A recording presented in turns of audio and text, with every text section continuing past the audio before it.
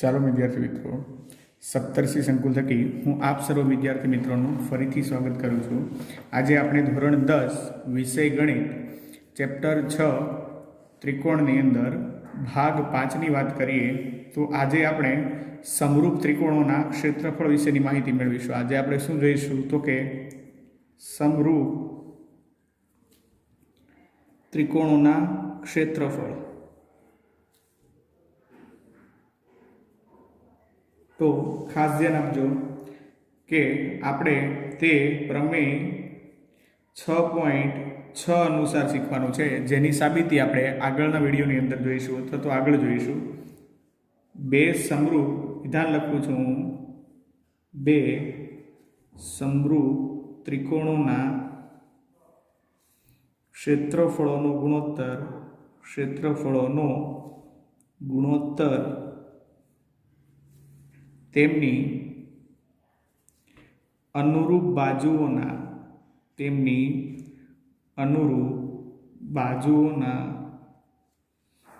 ગુણોત્તરના વર્ગ બરાબર હોય છે.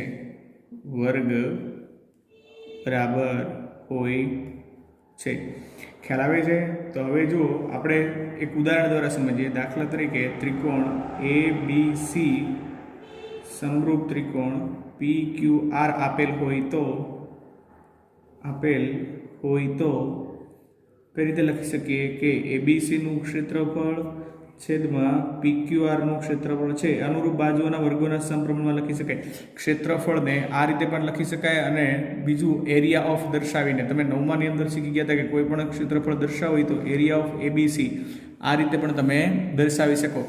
ક્ષેત્રફળનો ગુણોત્તર લઈએ તો એ કોના બરાબર આવશે? બાજુઓના ગુણોત્તર. પેલા બાજુઓનો ગુણોત્તર AB ના છેદમાં PQ લઈ લે, એના વર્ગ બરાબર. આ એક બાજુ થઈ. તે જ રીતે આપણે બીજી બાજુને અનુસરીને પણ કરી શકીએ. BC ના છેદમાં QR એનો વર્ગ તથા AC ના છેદમાં PR નો વર્ગ, એટલે કે બાજુના ગુણોત્તરના વર્ગ બરાબર થાય. ત્રિકોણના ક્ષેત્રફળનો ગુણોત્તર કોને બરાબર આવશે? તો કે બાજુઓના ગુણોત્તરના વર્ગના સમપ્રમાણમાં. ખ્યાલ આવે છે? આ કોની માહિતી થઈ? તો કે આ થઈ માહિતી ત્રિકોણના ક્ષેત્રફળના ગુણોત્તરની. તો ચાલો સાથે સાથે આપણે એવા દાખલા પણ જોઈએ. તો આપણે સ્વાધ્યાય 6.4 પ્રશ્ન 1ની વાત કરીએ તો એની અંદર આપણને આપેલું છે કે ત્રિકોણ ABC સમરૂપ ત્રિકોણ DEF આપી જ દીધેલું છે. તેમના ક્ષેત્રફળો આપેલા છે આપણને, સાથે સાથે તેમના ક્ષેત્રફળો આપી દીધું છે કે તેમના ક્ષેત્રફળો અનુક્રમે કેટલા આપેલા છે? તો કે 64 સેન્ટીમીટર સ્ક્વેર. ખાસ ધ્યાન રાખજો, ક્ષેત્રફળ લખતી વખતે એકમો કયા આવશે? તો કે સેન્ટીમીટર સ્ક્વેર કે મીટર સ્ક્વેરનો, અથવા તો બીજો કયો એકમ લખાય? તો કે ચોરસ એકમ. અને બીજું કેટલું આપેલું છે? 121 સેન્ટીમીટર સ્ક્વેર. એની એક બાજુ આપેલી છે. જો EF બરાબર 15.4 સેન્ટીમીટર હોય, 15 કેટલી કીધી છે? 4 સેન્ટીમીટર હોય તો તમારે શું ગોતવાનું છે? તો કે BC બાજુનું માપ મેળવો. તો શું કરવાનું છે? કઈ બાજુ મેળવવાની છે? BC બાજુ મેળવવાની છે. તો કઈ રીતે મેળવીશું? તો કે આપણે જાણીએ છીએ કે ત્રિકોણ ABC સમરૂપ ત્રિકોણ શું આપેલું છે? DEF. તો કઈ રીતે લખી શકાય? તો કે બંનેના ક્ષેત્રફળ છે, બંનેના ક્ષેત્રફળનો ગુણોત્તર કોના સમપ્રમાણમાં આવે છે? તો કે બાજુના વર્ગોના સમપ્રમાણમાં. એટલે કે BC ના છેદમાં શું લખી શકીએ આપણે? EF આખાનો વર્ગ. એવું જરૂર નથી ગમે તે ત્રિકોણ છે એ ઉપર નીચે લખી શકાય, પણ એ પ્રમાણે બાજુઓનો ગુણોત્તર લેવાનો. ABC નું ક્ષેત્રફળ આપણને કેટલું આપેલું છે? તો કે ABC નું ક્ષેત્રફળ આપેલું છે 64. DEF નું કેટલું આપેલું છે? 121. જ્યારે BC બરાબર તમને કેટલું છે? એ તમારે BC સ્ક્વેર છે એ મેળવવાનું છે. અને EF કેટલું આપેલું છે? 15.4 આખાનો વર્ગ. હવે એક કામ કરીએ, બંને જગ્યાએથી વર્ગ દૂર કરી દઈએ એટલે 64 નું વર્ગમૂળ 8, 121 નું 11. અહીંયા BC થઈ જશે અને 15.4 રહેશે. હવે BC ને સૂત્રનો કરતા બનાવીશું એટલે કઈ રીતે આવશે? તો કે 8 ગુણ્યા 15.4 છેદમાં કેટલા રહેશે? 11. હવે BC બરાબર તમારે કેટલા કરવાના રહેશે? તો કે જુઓ 8 ગુણ્યા 154 છેદમાં 11 ગુણ્યા કેટલા આવશે? 10. 11 ગુણ્યા કેટલા થશે? 10. જુઓ ફરીથી ખ્યાલ આપું છું, દેખાતું ન હોય તો. BC બરાબર કેટલા હતા? BC ને કરતા બનાવો એટલે 8 ગુણ્યા કેટલા થઈ ગયા? 15.4 છેદમાં 11. તો BC બરાબર શું આવશે? 8 ગુણ્યા 154 છેદમાં 11 ગુણ્યા 10. હવે અહીંયા આપણે વાત કરીશું તો 11 ગુણ્યા કેટલા કરીશું? તો કે 11 ગુણ્યા કરવાના રહેશે 14 એટલે કેટલા આવશે? 154. અને તમારે BC ને કરતા બનાવો એટલે BC મેળવવાનો થાય એટલે BC ગુણ્યા 14. BC બરાબર 14 ગુણ્યા 8 કરશો એટલે કેટલા આવશે? 14 ગુણ્યા 8 કરશો એટલે આવશે 112. 112 છેદમાં 10. તેથી BC ની કિંમત કેટલી આવશે? BC બરાબર 11.2. પણ એકમ લખવાનું ભૂલશો નહીં. આપણે બાજુ મેળવી છે તો બાજુ સેન્ટીમીટરમાં આવે, જ્યારે ક્ષેત્રફળ આવશે શું આવશે? સેન્ટીમીટર સ્ક્વેરમાં. હવે આપણે પ્રશ્ન નંબર 8ની વાત કરીએ તો 8ની અંદર પહેલું વાક્ય તમને આપેલું છે, ત્રિકોણ ABCમાં EA, ત્રિકોણ ABCમાં EA AB નું મધ્યબિંદુ છે. AB નું શું છે? મધ્યબિંદુ છે. અને DA BC નું મધ્યબિંદુ છે. DA કોનું મધ્યબિંદુ છે? DA BC નું મધ્યબિંદુ છે. એ BC નું મધ્યબિંદુ છે. એવા સમબાજુ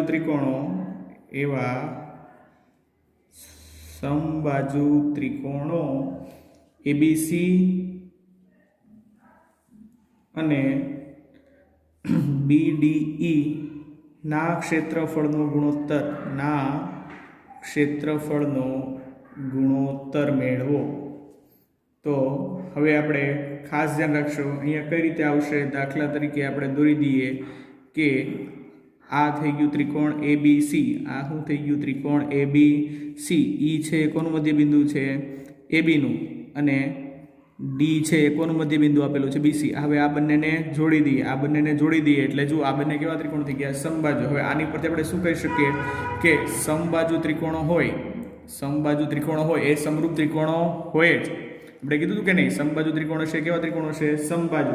આપણે લખી દઈએ કે ત્રિકોણ ABC સમરૂપ ત્રિકોણ BDE, કારણ કે સમબાજુ ત્રિકોણ એ કેવા કહેવાય? સમરૂપ ત્રિકોણો કહેવાશે. એટલે હવે આપણે શું કરી શકીએ કે ત્રિકોણના ક્ષેત્રફળનો ગુણોત્તર લઈએ કે ABC ના છેદમાં BDE લઈએ તો શું કહી શકીએ કે BC નો સ્ક્વેર બરાબર શું આવશે? BD નો સ્ક્વેર.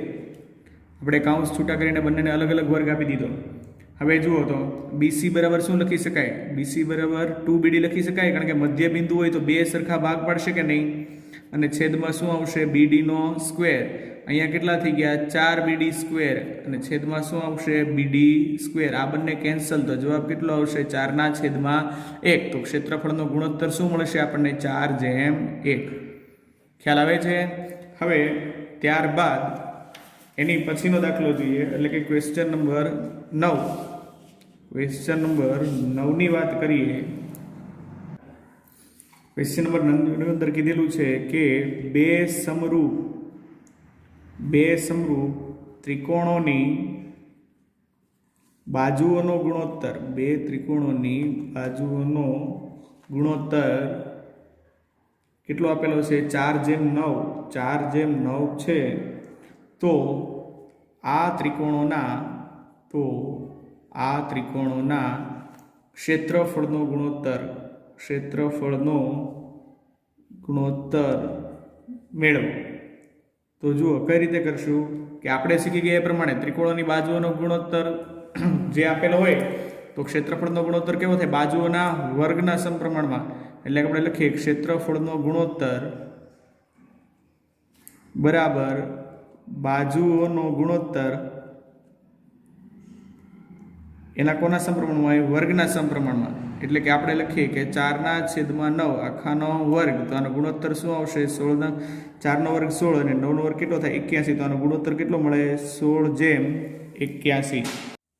ચાલો વિદ્યાર્થીઓ, હવે આપણે ઉદાહરણ 11ની વાત કરીએ. તો એમાં એમ કીધેલું છે કે એક નિસરણી દિવાલને અડીને એવી રીતે ગોઠવી છે કે જેથી તેનો નીચેનો છેડો દિવાલથી 2.5 મીટર દૂર રહે અને ઉપરનો છેડો જમીનથી 6 મીટર ઊંચે આવેલી એક બારીને અડકે. તો નિસરણીની લંબાઈ તમારે મેળવવાની છે. તો આની અંદર તમે કઈ રીતે કરી શકો કે સૌપ્રથમ તો આપણે આકૃતિ દોરી દઈએ, જેના કારણે તમે સરળતાથી સમજી શકો કે દાખલા તરીકે આપણે આ ત્રિકોણનું એક નામ આપી દઈએ એ, બી અને સી. દાખલા તરીકે આ એ બી છે નિસરણી છે,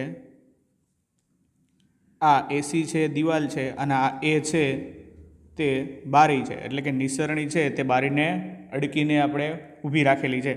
હવે તમને અહીંયાથી કીધેલું છે કે નિસરણીના છેડે અને દિવાલની છેડા વચ્ચેનું અંતર કીધું છે 2.5 મીટર, જ્યારે દિવાલની ઊંચાઈ તમને કહી દીધી છે કેટલી છે 6 મીટર. તો તમારે શું ગોતવાનું છે? નિસરણીની લંબાઈ. તો હવે તમે જાણો છો કે કોઈ પણ આપણે વાત કરીએ એ પ્રમાણે કે સમતલ અને શિરોલંબ બંને ભેગું થાય ત્યારે કેટલા અંશનો ખૂણો જાય? 90 અંશ. એટલે કે કોઈ પણ જમીન સાથે તમે કોઈ પણ શિરોલંબ વસ્તુ ઊભી કરો એટલે હંમેશા કેટલા અંશના ખૂણે હોય? 90 અંશના ખૂણે. એટલે કે દિવાલ છે તે કેટલા અંશના ખૂણે ઊભી રાખેલી છે? 90 અંશના ખૂણે. આપણે નિસરણી ગોતવાની છે. તો હવે અહીંયા જુઓ, આ ત્રિકોણ એબીસી કયો ત્રિકોણ થયો? કાટકોણ ત્રિકોણ.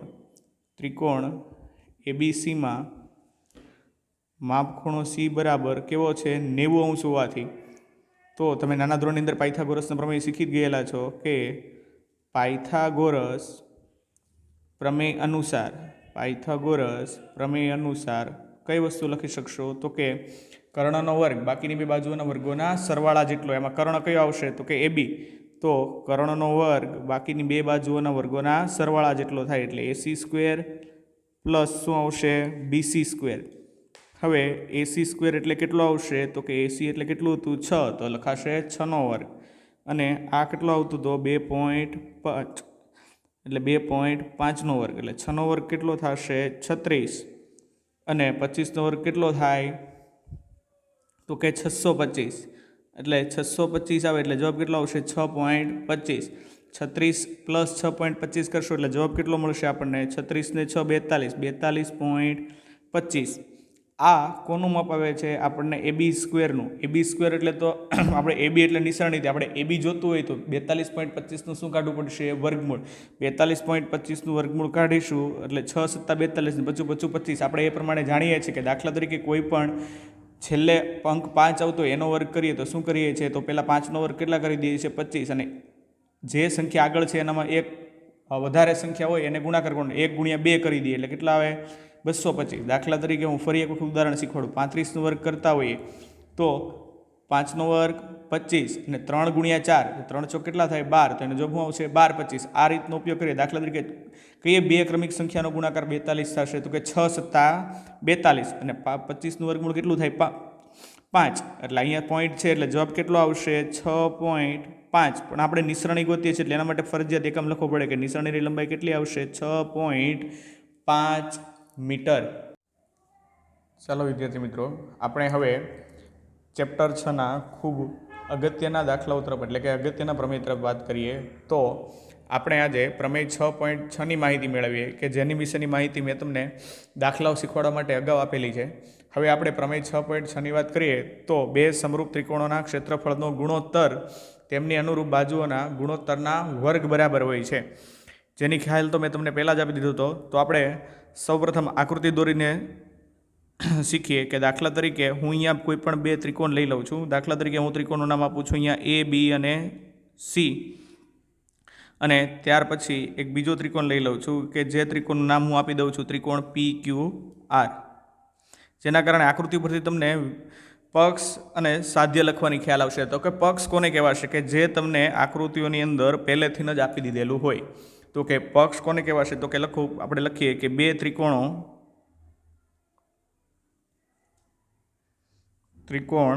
ABC સમરૂપ ત્રિકોણ PQR આપેલ છે. તમને કીધું છે કે નહીં? અહીંયા જો બે સમરૂપ ત્રિકોણો આપેલા છે, બે સમરૂપ ત્રિકોણો આપી દીધા છે.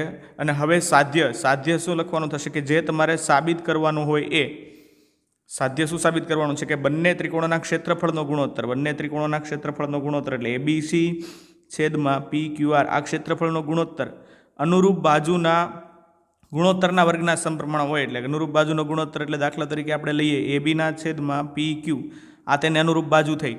ABના છેદમાં PQ એના ગુણોત્તરના વર્ગના સમપ્રમાણમાં. તે જ રીતે આપણે શું લખી શકીશું? BCના છેદમાં QR એનો આખાનો વર્ગ અને છેલ્લું શું આવશે એસીના છેદમાં PR આખાનો વર્ગ. ખ્યાલ આવે છે?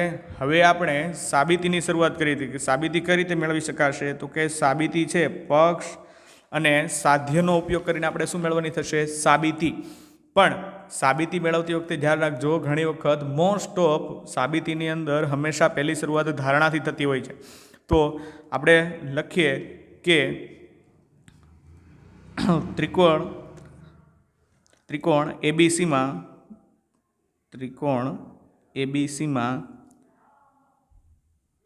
બીસીને લંબ એટલે કે આ બીસી જે આપેલો છે એને કોઈ લંબ એક વેધ દોરીએ, લંબ AM વેધ દોરો. એટલે કે આ લંબ વેધ દોરી દીધો. વેધ હંમેશા કેવો આવશે લંબ, એટલે બંને બાજુએ 90 ખૂણા બનાવશે આ વેધ. તે જ રીતે તથા ત્રિકોણ PQRમાં શું આવશે QR લંબ. આપણે બીજો એક વેધ લઈ લઈએ જેનું નામ આપી દઈએ N. એટલે બીજો વેધ કયો દોરો N, કે QR લંબ PN દોરો. ખ્યાલ આવે છે? એટલે આપણે બંને શું કર્યા વેધ ધારી લીધા. હવે જુઓ, આપણે ત્રિકોણ એબીસીનું ક્ષેત્રફળ ગોતવું હોય, એટલે કે ત્રિકોણ એબીસીનું ક્ષેત્રફળની વાત કરતા હોય, એટલે ત્રિકોણ એબીસીનું ક્ષેત્રફળ ગોતવું હોય તેનું સૂત્ર શું હશે 1/2 પાયો ગુણ્યા શું આવે વેધ. હવે એનો પાયો કયો હતો, તો કે એનો પાયો હતો BC અને એનો વેધ દોર્યો તો વેધ કયો આવ્યો AM. એ જ રીતે હવે ત્રિકોણ PQRની વાત કરીએ તો ત્રિકોણ PQRનું ક્ષેત્રફળનું સૂત્ર શું થાય 1/2 પાયો ગુણ્યા વેધ. પાયો કયો હતો એનો જરાક જુઓ તો કે 1/2 પાયો એનો કયો છે QR અને એનો વેધ કયો આવશે PN.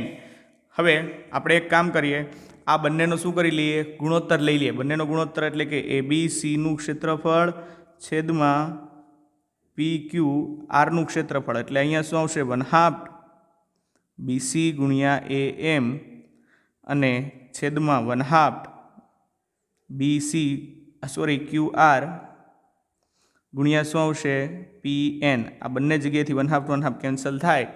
તેથી ABCના છેદમાં PQR બરાબર શું લખી શકીએ, તો કે BCના છેદમાં QR ગુણ્યા AMના છેદમાં શું આવશે PN. આને આપણે સમીકરણ નંબર 1 આપી દઈએ છીએ. આને શું કરીએ છીએ સમીકરણ નંબર 1 આપી દઈએ. હવે વાત કરીએ તો હવે એના ગુણ ત્રિકોણો, એટલે કે કયા કયા ત્રિકોણની વાત કરીએ તો કે ત્રિકોણ ABM તથા ત્રિકોણ PQNમાં અથવા તો PQN માટે. હવે અહીંયા ખાસ ધ્યાન આપજો. હવે જુઓ, ત્રિકોણ ABM અને PQN આ બંને ત્રિકોણની વાત કરીએ તો કઈ કઈ વસ્તુઓ સરખી આવશે, તો કે ખૂણો N બરાબર ખૂણો M. કેમ? તો કે બંને ખૂણા કેવા છે કાટખૂણા, તથા ખૂણો B બરાબર ખૂણો Q. શા માટે એવું થાય, તો કે જો બંને કેવા ત્રિકોણો છે સમરૂપ ત્રિકોણો, એટલે બધા જ ખૂણા અને બધી જ બાજુઓ કેવા હશે સરખા. આપણે લખી દઈએ કે ત્રિકોણ ABM અને ત્રિકોણ PQN માટે કઈ કઈ વસ્તુ લખી શકાશે, તો કે ખૂણો B બરાબર ખૂણો Q. શા માટે, તો કે કારણ કે બંને ત્રિકોણ ABC સમરૂપ ત્રિકોણ PQR આપેલ છે એટલા માટે. અને બીજું વિધાન લખીએ. બીજું વિધાન કયું આવશે કે ખૂણો M બરાબર ખૂણો N. શા માટે, તો કે એનું કારણ છે બંને ખૂણા કેવા છે કાટખૂણા. તો કઈ શરત આવી, બંને ખૂણા સરખા થયા તો કઈ શરત આવી, બંને ખૂણાની વાત કરતા એટલે ખુખુ શરત મુજબ અથવા તો ખુખુ શરત અનુસાર બંને ત્રિકોણો કેવા થઈ ગયા સમરૂપ. એટલે કે ત્રિકોણ ABM સમરૂપ ત્રિકોણ કયો આવશે PQN. હવે જો આ બંને ત્રિકોણો સરખા થયા તો એનો બાજુઓનો ગુણોત્તર પણ કેવો મળશે સમપ્રમાણમાં. એટલે શું લખી શકાય AM ના છેદમાં PN બરાબર ABના છેદમાં શું લખી શકીશું PQ. એટલે હવે તમે શું કરી શકશો, તો કે હવે આ સમીકરણ 1 આપી દીધું હતું, આને સમીકરણ 2 આપીએ. અને સમીકરણ કેટલા આપી દઈએ, સમીકરણ નંબર 2. હવે સમીકરણ 2ની કિંમત સમીકરણ 1માં મૂકીએ. સમીકરણ 2ની કિંમત સમીકરણ 1માં મૂકતા, જેના કારણે તમે સરળતાથી સમજી શકો. તેથી શું લખી શકાય ABCના છેદમાં PQR બરાબર BCના છેદમાં QR ગુણ્યા ABના છેદમાં શું લખી શકાશે PQ. આપણે AMના છેદમાં PNની જગ્યાએ શું લખી દીધું, ABના છેદમાં PQ, परंतु हवे अहींया खास ध्यान आपो, परंतु त्रिकोण ABC समरूप त्रिकोण PQR आपेलू होवाथी, समरूप त्रिकोण PQR आपेलू होवाथी हवे शुं लखी शको छो के बंने बाजुओना गुणोत्तर, बंने त्रिकोणना बाजुओना गुणोत्तर पण केवा आवशे? समप्रमाण। तेथी AB ना छेदमां PQ बराबर शुं लखी शको? BC ना छेदमां QR बराबर शुं लखी शको? AC ना छेदमां PR। ख्याल आवे छे? तो हवे आ जे समीकरण है આપણે હવે શું લખી શકીએ? BC ના છેદમાં QR છે એની જગ્યાએ શું લખી શકીએ? AB ના છેદમાં PQ। દાખલા તરીકે આને આપી દે સમીકરણ નંબર 3। હવે સમીકરણ 3 ઉપરથી આ 3 ની કિંમત આની અંદર મૂકીએ એટલે કે ABC ના છેદમાં PQR બરાબર BC ના છેદમાં QR ગુણ્યા AB ના છેદમાં PQ છે। તો હવે BC ના છેદમાં QR ની જગ્યાએ શું લખી શકીએ? AB ના છેદમાં PQ એટલે AB ના છેદમાં PQ गुणिया AB ना छेद में शू आवशे? PQ। એટલે હવે તમે શું લખી શકો કે ABC ના છેદ में PQR बराबर AB ना छेद में PQ आखानो શું થઈ જશે? વર્ગ। આ બંને પદ કેટલી વખત આવી ગયા? બે વખત। એટલે આને આ રીતે લખી શકાશે। આ પરિણામ ક્યાંથી આવ્યું હતું? કે આપણે લખી દઈએ સમીકરણ 3 પરથી। ખ્યાલ આવે છે? તો આ એક બાજુ આવી ગઈ। આ જ રીતે તમે બધી જ બાજુ સાબિત કરી શકો કે આમ લખી શકો કે આમ ABC ना छेद में PQR बने त्रिकोणનું क्षेत्रफળ अनुरूप बाजूना गुणोत्तरना वर्गना समप्रमाण होय એટલે AB ना छेद में PQ आखानो स्क्वेर बराबर BC ना छेद में QR आखानो स्क्वेर बराबर AC ना छेद में PR आखानो गुणोत्तरनो वर्ग। ख्याल आवे छे? तो आ कयो प्रमेय थयो? बे समरूप त्रिकोणोना क्षेत्रफळनो गुणोत्तर तेमनी अनुरूप बाजुओना गुणोत्तरना वर्ग बराबर होय छे। चालो विद्यार्थीओ हवे आपणे खूब ज अगत्यना प्रमेय એટલે કે પ્રમેય નંબર 6.8 ની વાત કરીએ તો તેમાં કાટકોણ ત્રિકોણમાં કર્ણનો વર્ગ બાકીની બે બાજુઓના વર્ગોના સરવાળા બરાબર હોય છે જેને પાયથાગોરસના પ્રમેય તરીકે પણ ઓળખવામાં આવે છે અથવા આ પ્રમેયને શું કહેવામાં આવે છે? પાયથાગોરસનો પ્રમેય। પાયથાગોરસનો પ્રમેય તમે નાના ધોરણની અંદર આ બધા વિશેની માહિતી મેળવી ગયેલા છો।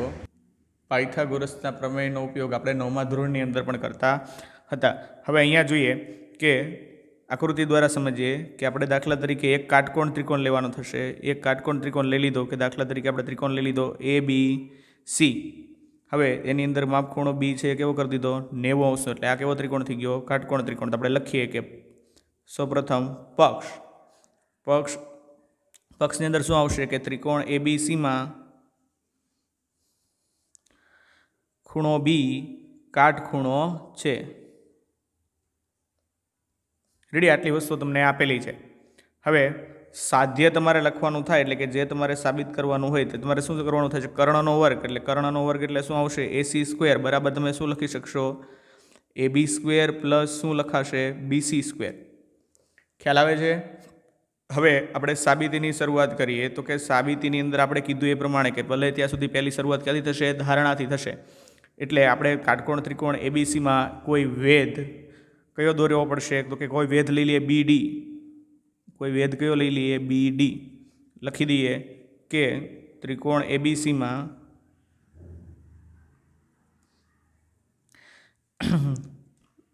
વેધ BD દોરો। વેધ કયો દોરો? BD। જેથી આપણને શું મળશે? AC લંબ BD થાય। જેથી શું થાય? AC લંબ BD થાય। તથા જેથી આપણને એક વિધાન મળશે। કયું વિધાન મળશે? તો કે જો જેથી ADC સમરેખ બિંદુઓ મળે। કેવા મળે? ADC સમરેખ મળે તથા AC બરાબર AD પ્લસ CD। શું આવશે? AC બરાબર AD પ્લસ CD। હવે આ વેધ છે કાટકોણ ત્રિકોણની અંદર વેધ હોય એ મધ્યગા તરીકે પણ ઓળખવામાં આવે। એટલે આ આખી બાજુનું શું કરશે? બે સરખા ભાગમાં વિભાજન। હવે એના પરથી એક વિધાન જોઈએ કે કાટકોણ ત્રિકોણમાં ખાસ ધ્યાન આપજો। આ કાટકોણ ત્રિકોણમાં કાટખૂણાના શિરોબિંદુથી કર્ણ પર વેધ દોરેલ હોય તો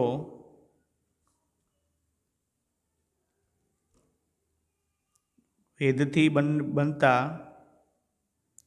બંને ત્રિકોણો અથવા તો વેધથી બનતા બંને તરફના ત્રિકોણો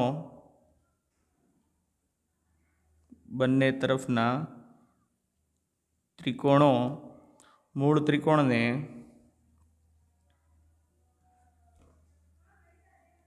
સમરૂપ હોય છે. બંને ત્રિકોણો મૂળ ત્રિકોણને કેવા હોય છે? સમરૂપ. તો અહીંયાથી કયા કયા ત્રિકોણ તમને જોવા મળે છે? અહીંયા ત્રિકોણ કયા કયા તમે લેશો? તો કે ત્રિકોણ તમને બે જોવા મળે છે. એડીબી કયા જોવા મળે છે? એડીબી અને ત્યારબાદ બીડીસી. ખ્યાલ આવે છે? અહીંયા તમે વેધ દ્વારા જે ત્રિકોણ કાટખૂણાના શિરોબિંદુમાંથી કર્ણ પર જે તમે વેધ દૂરો છે એના દ્વારા તમને બે ત્રિકોણ મળે છે, એબીડી તથા કયા મળે છે? બીડીસી. એટલે લખી નાખીએ કે અહીં ત્રિકોણ એબીસીમાં ખૂણા બીમાંથી વેધ દોરતા મળતા ત્રિકોણો કયા કયા છે? તો કે મળતા ત્રિકોણ એબીડી તથા ત્રિકોણ બીડીસી છે. ખ્યાલ આવે છે? હવે શું કરીશું? તો કે જો તમને કીધું એ પ્રમાણે કાટકોણ ત્રિકોણમાં કાટખૂણાના શિરોબિંદુમાંથી કર્ણ પર વેધ દોરેલ હોય તો વેધથી બનતા બંને તરફના ત્રિકોણો મૂળ ત્રિકોણને કેવા હશે? સમરૂપ હોય. તેથી તમે કયું વિધાન લખી શકશો? કે જો બંને ત્રિકોણને સમરૂપ હોય તો તેથી આપણે વિધાન લખી શકીએ કે તેથી શું લખાશે? કે જો ત્રિકોણ એડીબી સમરૂપ ત્રિકોણ એબીસી લખાશે તથા શું લખી શકાશે?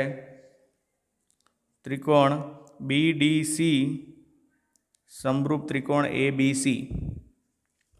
ખ્યાલ આવે છે? તો હવે જુઓ, આ બંને સમરૂપ હશે એટલે આપણે આ રીતે લખી શકીશું. બંને ત્રિકોણો સમરૂપ હોય તો બાજુનો ગુણોત્તર કેવો હોય? સરખો. એટલે એડીના છેદમાં એબી બરાબર એબીના છેદમાં શું આવશે? એસી. તેથી આપણે અહીંયા એબીને સૂત્રનો કરતા બનાવીએ એટલે એબી સ્ક્વેર બરાબર શું લખી શકાશે? એબી સ્ક્વેર બરાબર એડી ગુણ્યા શું આવશે? એસી. આને સમીકરણ નંબર 1 આપી દઈએ. હવે ત્રિકોણ બીડીસી સમરૂપ ત્રિકોણ એબીસી મળે છે તો આપણે એની પરથી શું લખી શકું? કે તેથી સીડીના છેદમાં બીસી બરાબર બીસીના છેદમાં શું આવશે? એસી. હવે આ રીતે લખીશું તો શું લખી શકીશું? બીસીને કરતા બનાવીએ એટલે બીસી સ્ક્વેર બરાબર આ બંને સાઈડ જવા દીધું એટલે બીસી બરાબર શું લખી શકીશું આપણે? કે સીડી ગુણ્યા એસી. સીડી ગુણ્યા શું આવશે? એસી. આ સમીકરણ નંબર 2. હવે આપણે લખીએ કે સમીકરણ 1 અને 2 નો સરવાળો